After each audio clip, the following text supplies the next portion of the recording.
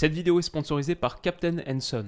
Plus d'informations dans quelques minutes. Les amis, bienvenue, j'espère que vous allez tous très bien et je suis si content de vous retrouver pour cette nouvelle vidéo.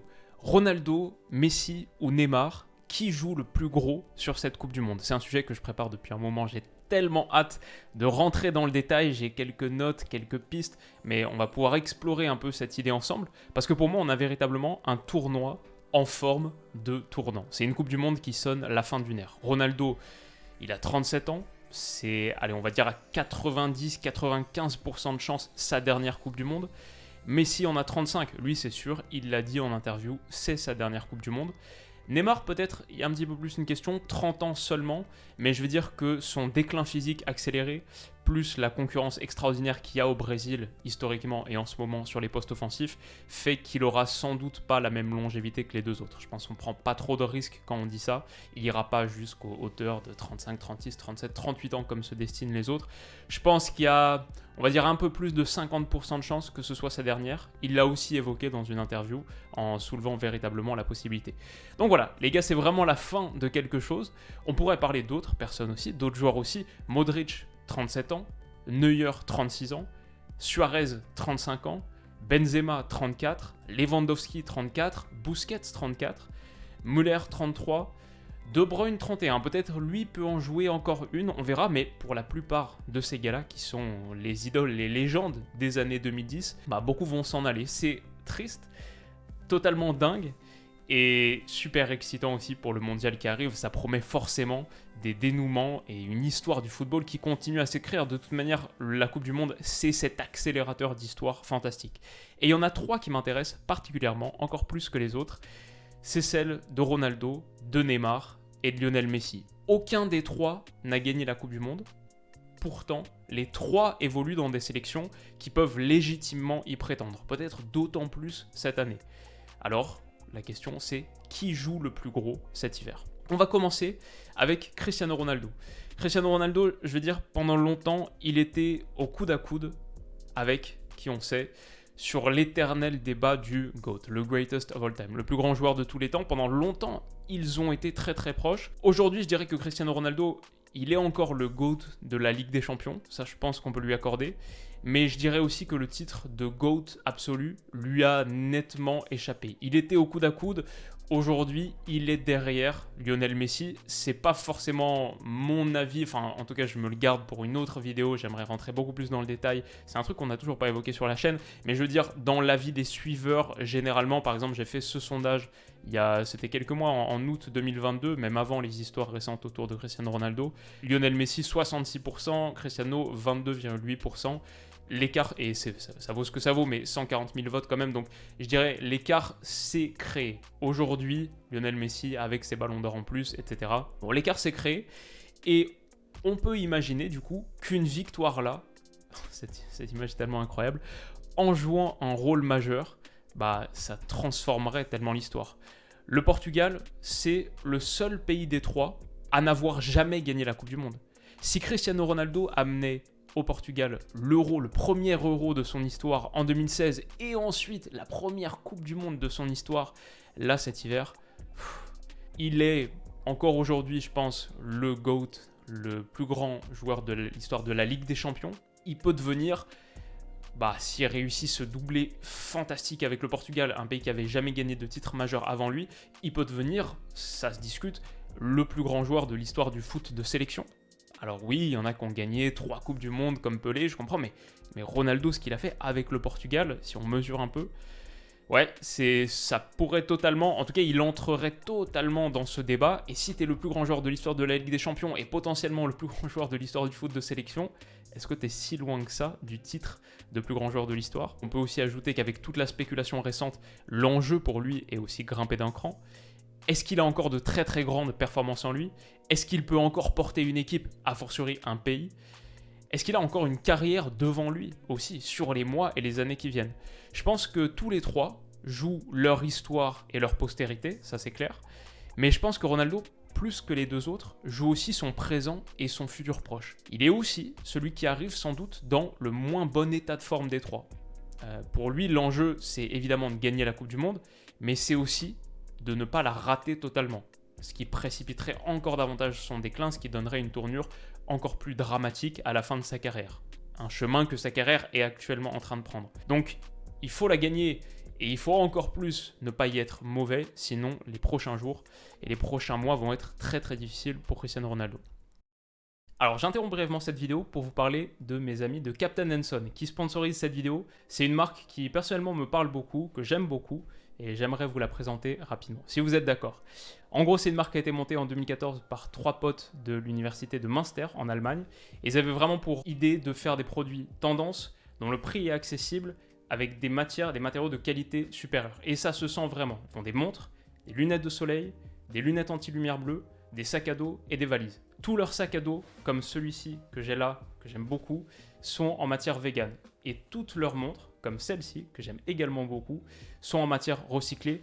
Leur idée, c'est de faire des choses durables. Et je pense qu'on peut l'interpréter de plusieurs manières. C'est à la fois durable, la qualité des matières, le côté sustainable, écologique, etc. Mais aussi durable au niveau du style, parce que je pense que c'est des produits qui sont assez purs, simples, ça les rend assez intemporels. Ça aussi, finalement, c'est de la durabilité. Et niveau implantation, donc ils sont très en Allemagne, aux Pays-Bas aussi, et de plus en plus en France. Alors celui-ci, comme je vous en ai parlé, c'est mon sac. Je le trouve très pur, très classe, assez stylé. Celui-ci, c'est celui de ma copine que j'ai offert, qui lui plaît également beaucoup. Et en gros, nous, ce qu'on valorise dans nos sacs, c'est le fait qu'ils soient assez clean, petits, mais en même temps, tu peux mettre pas mal de trucs à l'intérieur. Et il y a beaucoup de poches. Je vous mettrai quelques photos, c'est plus facile à montrer que là à la caméra. Mais plein de poches pour ranger différents types d'affaires, pour segmenter. Ça, je sais que c'est la poche pour mon laptop. Ça, c'est pour mettre mon cadenas pour aller à la salle de sport, typiquement. J'adore ces petites poches qui permettent de mettre les petites affaires qu'on veut rapidement sortir, remettre, etc. Tout ça sur un format très compact. De la même manière, les sacs, ils sont très waterproof. On le sent sur la matière. Ça, je ne peux pas vraiment vous le montrer, mais peut-être que vous pouvez le voir un petit peu sur la photo. Bien résistant à la pluie. Des pochettes intérieures pour les voyages, pour le travail, grosso modo dans l'ensemble, des sacs très très pratiques et assez design. Je pense que ça peut faire plutôt un beau cadeau de Noël. Sur leur site, vous avez à partir d'aujourd'hui, comme c'est le début de la fameuse Black Week, vous avez accès à jusqu'à 50% de réduction sur une large gamme de produits et vous avez, ça c'est le petit bonus, 5% en plus en entrant le code WILOU5. Je ne suis pas rémunéré sur ce code, je suis rémunéré pour le placement et simplement le placement, mais n'hésitez pas à l'utiliser pour 5% de réduction en plus. Tous les liens des produits Captain Enson que je possède sont dans la barre de description. Je vais vous mettre là quelques photos. Il y a mon sac Arus par exemple. Ma copine a une valise également. Son sac Bergen, c'est celui-ci. Ma montre, c'est celle-là. Et le sac Finn que je vous ai montré au début, il est là. Tous les liens de ces produits sont dans la barre de description. Et il y a aussi le lien de Captain Enson, le site dans son ensemble. Merci à eux d'avoir sponsorisé la vidéo. Rendez-vous ce soir à 20 h pour avoir accès à toutes leurs offres de réduction.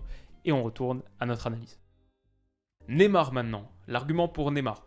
Neymar, je vais dire, c'est le seul des trois à n'avoir jamais gagné de titre majeur avec son pays. C'est vrai, il y a une Coupe des Confédérations en 2013, c'est vrai, il y a les JO en 2016, mais quand on parle de titre majeur footballistique, c'est deux choses. Le trophée continental, en l'occurrence ce serait la Copa América, ou une Coupe du Monde.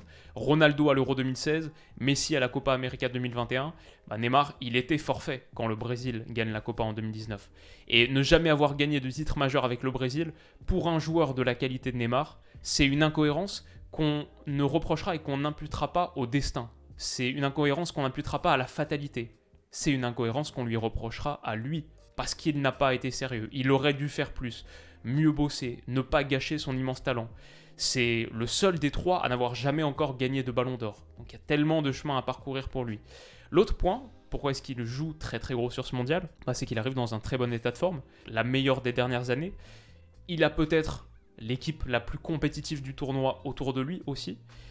Il y a la sensation que Neymar, il n'est pas véritablement encore entré dans la grande histoire du football. Il est dans la petite, il est dans l'histoire de ces très gros joueurs qu'on aime regarder au présent, mais dans 20 ans, on n'en parlera pas comme on parle de certains autres. Là, c'est sa dernière chance. C'est sûr, celui qui a le plus à prouver, ça c'est clair. Et la dernière Coupe du Monde du Brésil remonte à 20 ans. Donc il y a quelque chose à accomplir pour son pays. Enfin, Messi, avant que je vous donne mon avis final et que je finisse par mon avis final. Enfin, Messi, pour lui, qu'est-ce qu'il joue? Je pense que c'est assez clair. Mettre tout le monde d'accord, sans contestation possible. Aujourd'hui, beaucoup pensent que Messi est le plus grand joueur de l'histoire, ou en tout cas de l'histoire moderne, mais on peut encore lui opposer ce fameux argument, il n'a pas remporté de Coupe du Monde. Aujourd'hui, Messi, c'est peut-être le GOAT, mais dans 20 ans, quand les souvenirs des matchs auront été un petit peu dissipés, quand il y a une nouvelle génération qui arrive qui l'a jamais vu jouer, le fait de ne pas avoir gagné de Coupe du Monde, ça jouera forcément contre lui. Est-ce que tu peux être le plus grand joueur de tous les temps, de l'histoire du football, sans avoir gagné le trophée le plus important du football? Alors je pense quand même qu'on peut répondre oui à cette question, mais ça restera une question. Il n'y aura pas eu la réponse définitive. Et c'est ça l'enjeu majeur de Lionel Messi. Je pense qu'on peut ajouter aussi qu'il est déjà arrivé en finale. Et ça, on peut le voir dans deux sens. Peut-être ça amoindrit un peu à quel point l'enjeu est très fort. Il est déjà arrivé en finale. On sait qu'il est capable d'être pas très très loin. Ceux qui ont vu les matchs de cette Coupe du Monde 2014 se souviennent d'un Messi qui a porté l'Argentine en plus. Mais dans les livres d'histoire, ça restera aussi forcément comme un échec, et d'autant plus comme un échec. Le fait d'être arrivé en finale et de l'avoir perdu, ça fait qu'on a cette photo qui va rester pour toujours, sauf s'il y a un sacre, là en 2022. Et cette photo, elle peut avoir un poids considérable dans la postérité, dans l'histoire qu'on construit a posteriori de la légende qu'était Lionel Messi. Voilà pour Ronaldo, Messi et Neymar. Mon récapitulatif, c'est je vais dire, Messi, il joue pour être incontestablement le plus grand joueur de l'histoire de sa discipline. Et ça, c'est quand même un sacré enjeu. Quand on parle d'enjeu, celui-là, il est pas mal. Ronaldo joue pour relancer totalement le débat du plus grand joueur de l'histoire et pour s'offrir une fin d'histoire légendaire, une fin de carrière légendaire en contraste total avec la fin de carrière un peu dramatique qu'il vit sur le plan pro comme perso. Il joue aussi pour vivre un futur proche, les prochains mois, les prochaines saisons, agréable. Neymar, enfin, joue pour moi pour ne pas porter à jamais l'étiquette de talent gâché. C'est assez clair et net. Et c'est encore plus, et c'est une étiquette encore plus lourde à porter parce que ce serait talent gâché par sa propre faute. Il sera jamais le plus grand joueur de l'histoire, ça c'est clair, mais il peut devenir, avec une grande Coupe du Monde et une Coupe du Monde qu'il remporte, et sans doute le Ballon d'Or qui s'en suivrait, il peut devenir un des plus grands joueurs de l'histoire du 21e siècle, ça c'est possible, et un des plus grands joueurs de l'histoire du Brésil. Aujourd'hui, il n'est pas top 30 de la première catégorie. Aujourd'hui, Neymar, je pense même pas que je le mette top 30 des plus grands joueurs du 21e siècle. Et il n'est pas top 10 de la seconde. Il n'est pas top 10 des plus grands joueurs de l'histoire du Brésil. Une sélection qui a connu de grands succès. Donc, je vais trancher, comme promis, et je vais dire Neymar. Neymar est celui qui joue le plus gros sur ce mondial, parce qu'il est celui qui peut faire le plus de chemin en juste un petit mois de compétition, tracer le plus de routes dans l'histoire du football. Avec juste un trophée, celui-ci, gagné en tant que capitaine ou co-capitaine, sans doute le Ballon d'Or qui s'en suivrait, pour un joueur qui va devenir, c'est une certitude à 99%, le joueur le plus capé de l'histoire du Brésil et le meilleur buteur de l'histoire du Brésil, c'est pas juste une évolution que vivrait Neymar. C'est une métamorphose totale, qui peut aussi impacter positivement la suite de sa carrière. Là, on parle de postérité, d'héritage, mais ça peut aussi impacter la suite. Après ces nombreuses blessures, tous ces moments de doute, de difficultés psychologiques, vivre cette consécration-là, ce pic-là, alors qu'il est en pleine possession de ses moyens, qu'il fait un super début de saison. Certains peuvent imaginer qu'il s'arrêterait, pas qu'il prendrait sa retraite, mais mentalement, physiquement, qu'il s'arrêterait grosso modo là-dessus, après avoir connu cette plus haute montagne, ce plus haut sommet. Mais je vois aussi un monde où ça donnerait un nouvel élan à sa carrière, et à sa vie, pour un gars qui finalement a que 30 ans. Dans les arguments contraires, on pourrait dire, c'est vrai, que le Brésil, on a déjà gagné 5, mais le Brésil n'en a plus gagné depuis 2002. Ça pour moi c'est encore plus important que le fait qu'ils aient 5 étoiles. Le Brésil, c'est la plus grande sélection de l'histoire du foot, mais toute une génération de Brésiliens n'a jamais vu son pays gagner la Coupe du Monde. Neymar peut être la figure de cette génération, et ça aussi c'est un énorme enjeu sur ce mondial. Enfin, j'ajouterai un dernier point, un des gars qu'on a mentionné ici, à son rôle, Lionel Messi. Se détacher de Lionel Messi pour un gars qui a construit la majeure partie de ses succès avec Messi, au Barça, qu'il a vraisemblablement quitté pour être la star d'un club, maintenant au Paris Saint-Germain, cette finale de Copa América qu'il perd en 2021 contre Messi, son ami ultime, mais en même temps aussi en partie son rival, c'est un des enjeux aussi. Je suis pas certain qu'il le voit comme ça, mais a priori, si tu as quitté le Barça pour remporter le Ballon d'Or, pour te détacher, sortir de l'ombre de Lionel Messi, on peut imaginer que ce soit un enjeu. Donc voilà, celui avec lequel j'ai le plus hésité, je dirais que c'est Cristiano Ronaldo, qui joue à la fois pour la postérité, re-rentrer dans le débat, et aussi pour le présent, le futur proche, pour être le gars qui a apporté au Portugal, à son pays, non seulement le premier Euro, mais aussi la première Coupe du Monde. Quelle histoire incroyable ce serait. Et j'ai aussi hésité avec Lionel Messi, parce que dans ma tête, devenir de manière incontestable le plus grand de l'histoire de ta discipline, si ça c'est pas un énorme enjeu, je sais pas ce qu'il y en est. Mais voilà, le truc c'est que ces deux-là ont déjà tellement accompli, ont déjà tellement parcouru de route, alors que Neymar, en un mois, peut faire des millions de kilomètres en direction vers la gloire. Voilà les amis, c'est en gros ce que j'avais à dire aujourd'hui. Les résultats, j'en ai fait un petit sondage sur Twitter il y a quelques jours, ça remonte à, je sais pas la date là, mais il y a un peu plus d'une semaine je dirais. Qui joue le plus gros sur cette Coupe du Monde? Ronaldo 35%, Neymar 24%, Messi 40%, celui que vous avez mis tout en haut. Et moi ce serait du coup plutôt le classement inverse, je pense que je mettrais Neymar en 1, Ronaldo en 2, Messi en 3. Dites-moi ce que vous en avez pensé dans les commentaires. Si aussi vous voulez voir ces choses en avant-première, avoir quelques infos sur les vidéos qui vont sortir, je fais souvent ce genre de sondage pour prendre un peu la température. Même, je trouve que c'est des questions intéressantes dans l'absolu. Souvent, vous avez de très très bonnes idées. Je me suis beaucoup inspiré de vos analyses pour construire celle-ci. Bah, n'hésitez pas à me suivre sur Twitter. On est de plus en plus en ce moment. Ça fait grave plaisir. Je poste pas si régulièrement que ça. Mais ouais, j'essaie de construire un petit truc là-bas aussi. Ça me ferait plaisir de vous y voir. Voilà, et peut-être le dernier point, je l'ai mis aussi. Ouais. Je pensais pas qu'on en serait aussi proche avant le début de la Coupe du Monde, c'est le moment un peu promo là, mais quasiment 500 000 abonnés. Aujourd'hui, on est vendredi, mais le jour où cette vidéo sortira, ce sera samedi, J-1 avant la Coupe du Monde. Je pense pas qu'on arrivera tout à fait à 500 000, mais si vous suivez la chaîne depuis un moment, que ça vous plaît et que pour une raison ou une autre vous n'êtes pas abonné, que vous n'avez jamais pensé à cliquer sur le bouton, n'hésitez pas, ça me ferait grave kiffer. Je pense qu'on sera juste un peu trop short pour 500 000 avant le jour d'ouverture, mais plus tôt on y arrive, mieux c'est.